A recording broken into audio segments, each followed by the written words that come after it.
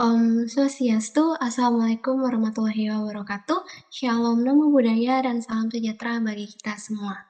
Jadi teman-teman, kami dari kelompok D3, di sini kami akan mempresentasikan hasil diskusi dari kelompok kami berkaitan materi pemeliharaan babi tradisional, yang dimana kami mengucapkan juga terima kasih kepada Profesor Dr. Insinyur Iputu Sampurna MS selaku dosen pengampu mata kuliah ini. Baik untuk kelompok kami, berikut ini kami terdiri dari 9 orang. Berikut nama-nama kelompok kami. Baik untuk materi, jadi pertama merupakan latar belakang.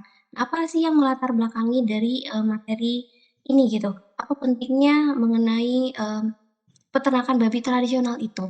Nah, kalau misalnya kita lihat di Indonesia untuk peternakan babi itu tuh sangat banyak ya teman-teman. Nah, kita bisa lihat di uh, peta persebaran hewan ternak di Indonesia ini. Kalau sekarang mungkin kita bisa fokusin ke babi. Nah, kita lihat babi ini ada di banyak tempat gitu ya.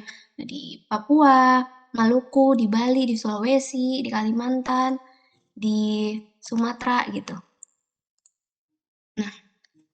Nah, juga kita bisa lihat di sini kalau misalnya ini kami ambil dari suatu jurnal tahun 2017 di NPT, populasi babi itu sangat banyak.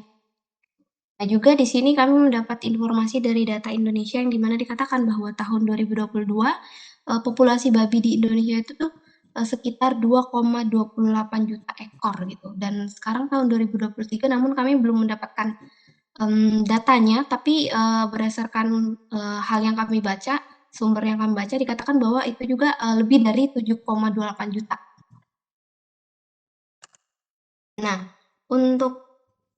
Nah, ini mungkin cuman untuk gambaran teman-teman mengenai peternakan tradisional tuh kayak gimana sih, apa sih bedanya dengan peternakan modern gitu.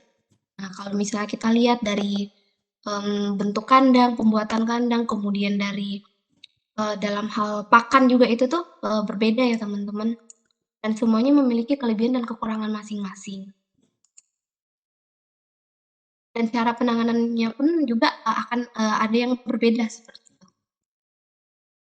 Nah, jenis babi yang diternakan juga berbeda karena terkadang kalau untuk yang tradisional biasanya hanya menggunakan babi atau ras yang lokal gitu. Sedangkan kalau misalnya modern biasa menggunakan ras-ras tertentu. Nah, ini dari mungkin ini gambaran juga ini kalau suku Mentawai mereka ada tradisi peternak babi dan itu tuh um, mereka ada semacam um, apa ya, bisa dibilang ada pantangan-pantangan dalam peternak babi dan ini hal yang unik seperti semisal mereka harus memelihara babinya dikandangin dulu sekitar 1 bulan, kemudian dilepas, kemudian ada pantangan lain, kemudian mereka menggunakan sagu untuk makanan dan sebagainya. Nanti akan dijelaskan juga untuk teman saya mengenai peternakan babi di Bali dan juga di Papua gitu. Ini mungkin kalau teman-teman menonton bisa dicari ini. Bisa selanjutnya oleh teman saya. Baik, akan saya lanjutkan mengenai sistem pemeliharaan babi tradisional di Bali. Sistem pemeliharaan tradisional adalah sistem pemeliharaan yang dilakukan secara sederhana, yang dimana sistem pemeliharaan dan perkandangannya dilepaskan di pekarangan rumah atau di kebun, diikat dengan tali, dan kandang individual semi permanen.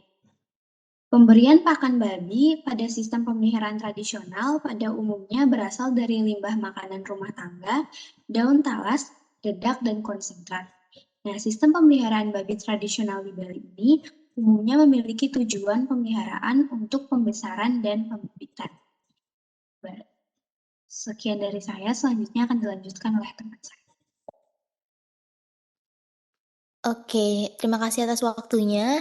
Jadi teman-teman saya akan menjelaskan mengenai gambaran dari, kandang babi sendiri. Nah untuk, dapat dilihat gambar pertama yang di sebelah kiri itu, itu merupakan salah satu model kandang di Bali yang, masih tradisional, yang mana dalam kandang tersebut itu, kandangnya itu, kandang yang berkelompok dan juga menggunakan sekam atau sisa-sisa, material dari pertanian. Karena Seperti yang kita ketahui juga, masyarakat Bali itu juga bekerja sebagai petani sehingga lebih mudah menggunakan sisa-sisa material dari pertanian. Nah, sekam ini juga memberikan rasa nyaman dan juga tidak menimbulkan bau yang busuk sehingga dapat mengurangi adanya lalat dan serangga lainnya. Nah, ini sumbernya saya ambil dari Floresa Kritis Independen. Lalu yang kedua itu yang di sebelah kanan, itu juga merupakan kandang tradisional yang bersifat permanen karena menggunakan beton.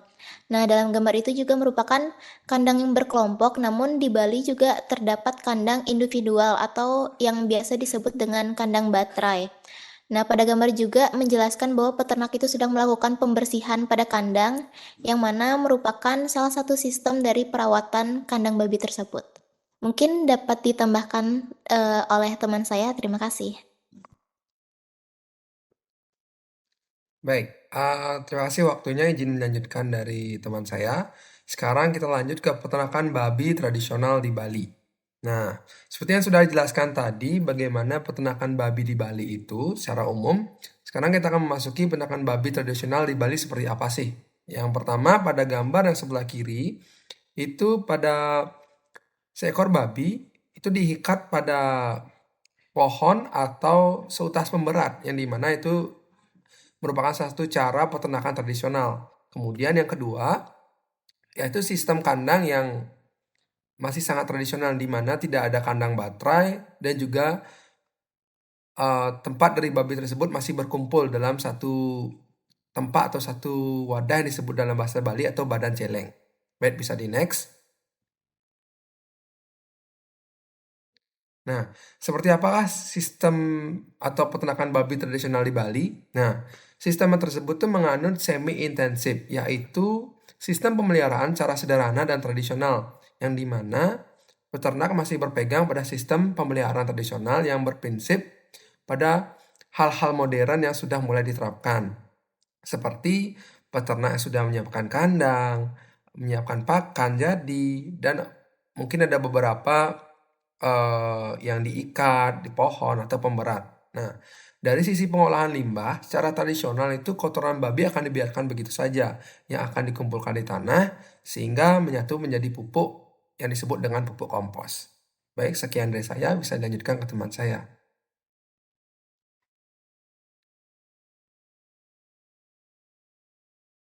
Baik, adapun jenis-jenis babi, yang pertama itu ada babi hutan atau babi kampung, di mana ukurannya lebih kecil dibandingkan dengan babi yang dipelihara secara intensif di peternakan, kemudian memiliki bulu yang lebih kasar dan kaku, warna bulunya cenderung gelap, kemudian babi ini lebih tahan terhadap penyakit karena sistem kekebalan tubuhnya lebih kuat, dan makanan utamanya adalah sisa-sisa makanan. Kemudian ciri-ciri dari babi durok itu memiliki warna bulu merah cerah atau kecoklatan, kemudian berat badan dapat mencapai 300 sampai 350 kg, memiliki kepala yang besar dengan hidung yang agak cembung, telinga besar dan lebar, serta cenderung menggantung. Kemudian dagingnya sangat enak dan banyak digunakan sebagai bahan dasar olahan daging. Kemudian ada babi eksotik, di mana bentuk tubuh dan warna bulu yang unik, karakteristik makanan yang berbeda, dan daya tahan hidup yang lebih tinggi. Kemudian ada babi Landrace, di mana warna putih dengan bulu yang halus, badan panjang, kepala yang kecil, serta agak panjang, dan dengan telinga yang terkulai, serta kaki dan tumit yang kuat dengan paha yang bulat dan tebal, lemaknya lebih tipis. Kemudian ada babi saddleback, di mana memiliki pola warna hitam dan putih di sepanjang tubuhnya, di mana seperti sabuk, dengan ukuran tubuh besar dan proporsional, dengan berat badan mencapai 270 kg, di mana memiliki kepala yang lebar dan bulat, serta telinga yang panjang dan menggantung. Dan dagingnya ini sangat terkenal enak dan sering digunakan untuk bahan baku kuliner. Next akan dijelaskan oleh rekan saya.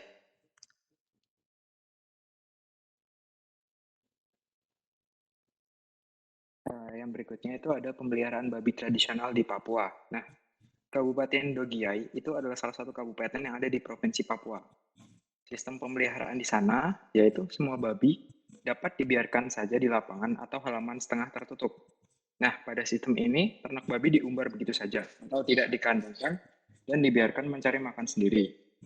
Bila malam tiba, babi akan beristirahat di bawah pohon atau di samping rumah peternaknya. Namun, pemeliharaan dengan sistem ini kurang terjamin dan dengan mudah terjadi penularan penyakit pada babi. Nah, sebagian kecil sudah memelihara ternak babinya secara semi-tradisional atau semi-intensif. Next, mungkin dilanjutkan oleh teman saya. Baik, terima kasih atas waktunya. Berikut saya akan lanjutkan. Ini adalah gambar ternak babi di Papua, yaitu babi yang ada di Papua saat ini dikenal sebagai jenis Sus scrova papuensis. Babi merupakan bagian yang tak terpisahkan dari budaya di daerah Papua, daratan tinggi. Jenis babi yang kini sudah indigenous atau asli kemungkinan adalah persilangan antara babi hutan biasa, Sus scrova, dan yang kemudian datang atau diintroduksi dari Sulawesi, yakni babi hutan Sulawesi, Sus celebensis, yang dahulunya merupakan jenis endemik Sulawesi. Babi-babi ini dipelihara dan hingga kini masih merupakan simbol status dan sumber kemewahan atau kekayaan untuk semua daerah di pedalaman pada daratan tinggi. Untuk selanjutnya akan dijelaskan oleh teman saya.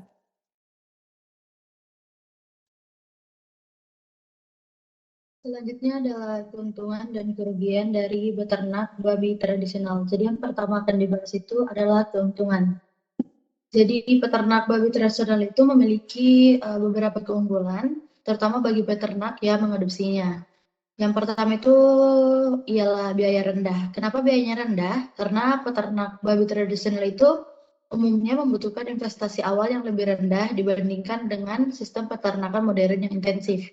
Lalu yang kedua adalah kemandirian pakan.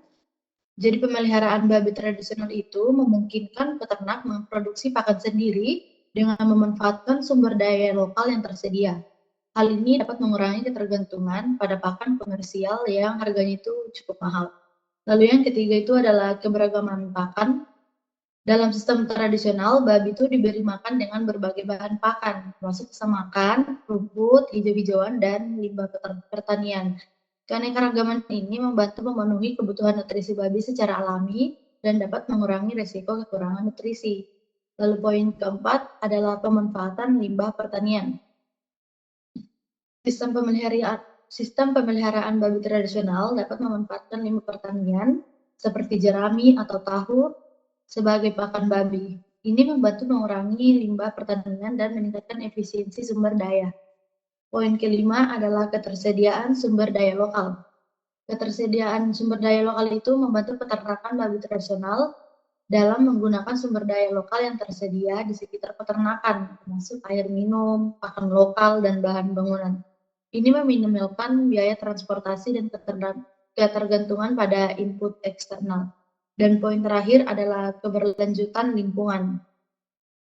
Peternak babi tradisional yang dilakukan dengan baik bisa lebih ramah lingkungan daripada sistem intensif yang menggunakan pakan komersial yang diproduksi secara massal. Dalam sistem tradisional, kotoran hewan itu dapat digunakan sebagai pupuk organik untuk pertanian dan siklus hara alami bagi pertanian.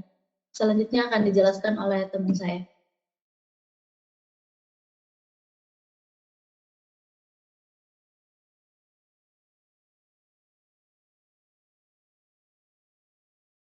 Kerugian pemeliharaan babi tradisional.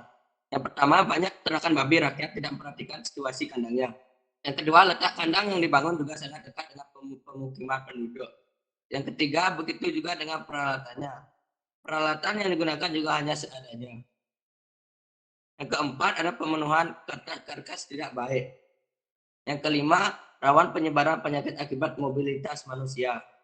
Yang keenam, perkembangbiakannya maupun kesehatannya kurang baik. Next akan dilanjutkan oleh teman saya. Baik, perbedaan sistem ternak babi tradisional dan modern. Sistem ternak babi tradisional, yang pertama, jenis babi yang diternakan adalah jenis babi lokal, sehingga sistem pemeliharaannya mudah. Yang kedua adalah biaya yang diperlukan tidak besar, karena diberikan pakan alami. Yang ketiga, lebih rentan terhadap sakit dan penyakit, menyebabkan pertumbuhan tidak maksimal. Selanjutnya dilanjutkan oleh teman saya. Oke, lalu sistem ternak babi modern yang pertama, jenis babi yang diternakan di peternakan modern kebanyakan dari jenis VDL, babi Yorkshire, babi Landrace, babi Duroc, dan lain sebagainya. Lalu, pakan ternak babi umumnya merupakan campuran dari berbagai macam bahan makanan yang diberikan dalam kurun waktu tertentu atau bisa disebut ransum, sehingga terjamin kandungan di dalam pakan tersebut.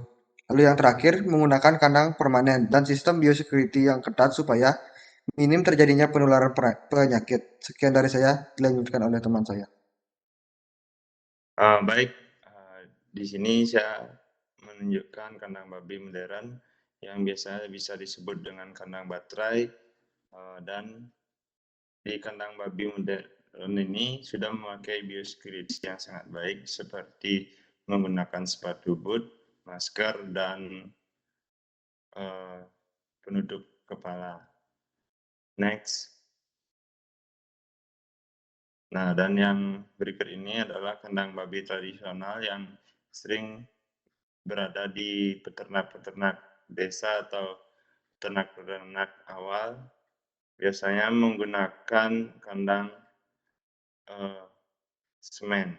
Nah, di sini belum terjaga biosecurity-nya, seperti masih banyak orang yang datang untuk melihat babi tersebut. Ada yang tidak memakai masker dan tidak memakai sepatu boot. Sekian dari saya, terima kasih. Baik, terima kasih.